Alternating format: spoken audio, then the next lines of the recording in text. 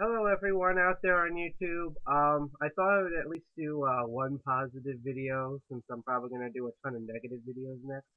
And I wanted to say this because I thought this was very important. I read a lot of books. I not only read a lot of adult books, but I also read a lot of books for middle grade and young adult. Not just for my own enjoyment, but I also read them because I'm currently writing a bunch of stuff that I hope one day gets turned into books.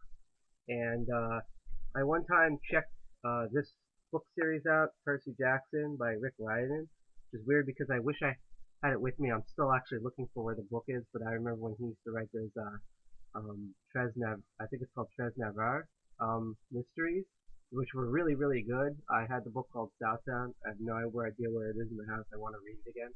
But so weird when I found he was making books for kids. And I read this, and it was very Harry Potterish. It was Greek gods, a lot of stuff I already know because of Greek mythology and everything. And I thought the characterizations were great. For some reason, I thought Percy was black. I think it's the name, and then I saw the pictures.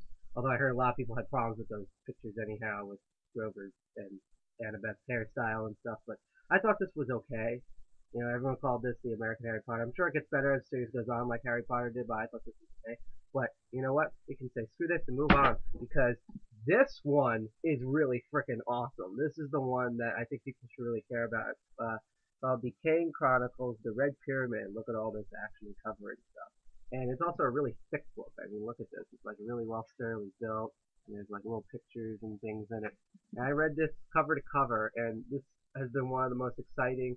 There's a lot of kids books coming out this year, and seriously, this will definitely be in my top 10, even top 5, because this was really riveting and exciting. So let me explain what this is.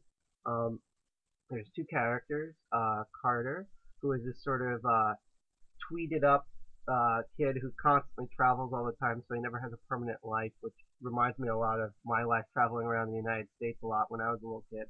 And then you have Sadie, who is this British bubblegum chewing girl who is really adventurous and is actually the one with the balls in the group that is often leading them around. And little spoiler alert, she's the one who actually manages to save the day. So that's kind of cool. Because it was weird because, you see the sword and the magic, and it's always usually the guy has the big phallic symbol sword slashing around, and then the girls either do something useless like bows and arrows or magic or something, kind of like a series that I hate called Chronicles of Narnia, where every 5 seconds they're pulling out their penis swords, and the girls just stand by and have their mouths open and are just there. But no, this book, these kids are very proactive. I like how, even though I thought, which was one of my flaws, is that it's supposed to be set up like a transcript recording that's been turned into a book. I think they could have did more of the division between the two, but I really do like that there was two authors, and I hope in the next book that he plays with the point of view. I'd also like to see more of a direct separation between the two. Like I want to find out what foods Sadie likes that Carter hates,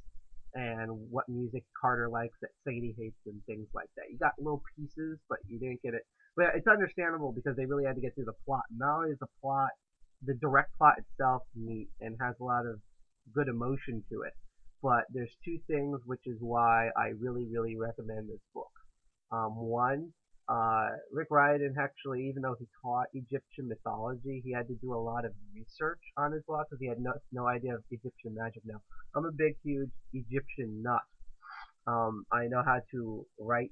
I know how to read Egyptian offhand. I need a reference point in order to write it, but I used to write it or stamp it. I have my own papyrus rolls. I'm a really big, huge Egypt person, and he really, really, really, really did his research. One of the big improvements over the Percy Jackson series, which is down the floor, is that you knew about the gods, but you didn't get to know like the concept behind the gods or why the Greeks thought the way they did. And I think that really, besides a lot of the mature stories that happen in Greek mythology, I think that really killed for me a lot of the Percy Jackson series. That you never got into the Hellenistic, logical, philosophical point of the Greeks' head. So you didn't understand why their gods were the way they are. And here, because he actually mentions on his blog, which I think is great, that most people actually don't know a lot about Egyptian mythology and how rich and interesting it is, and that this is like the blueprint for many, many mythologies, um, of how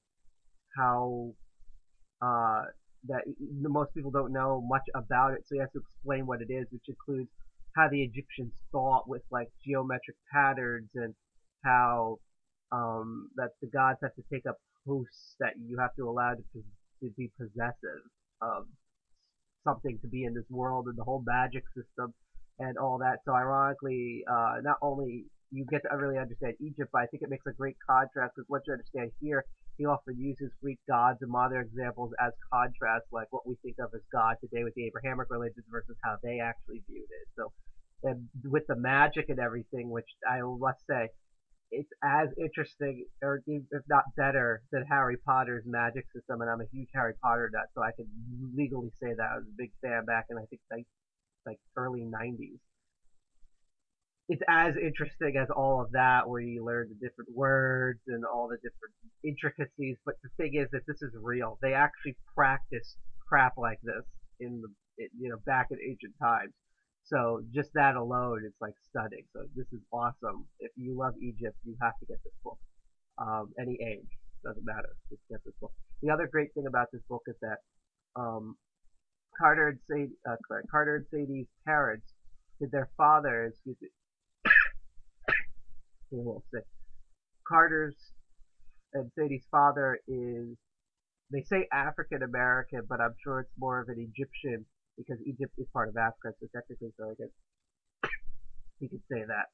And their mother is, I believe, British white. And what's great is that they actually say, there's one scene that their father's African American, and they constantly talk about them being mixed. And this is amazing because I'm a mixed person. I'm half African American, half Polish, and also because I'm brown skinned and I have curly hair. This used to have been a lot bigger with the beard and the big Caucasian, but not quite Caucasian nose. I have a nickname at the airport. I'm called Random Bag Check, and I get a lot of crap for that.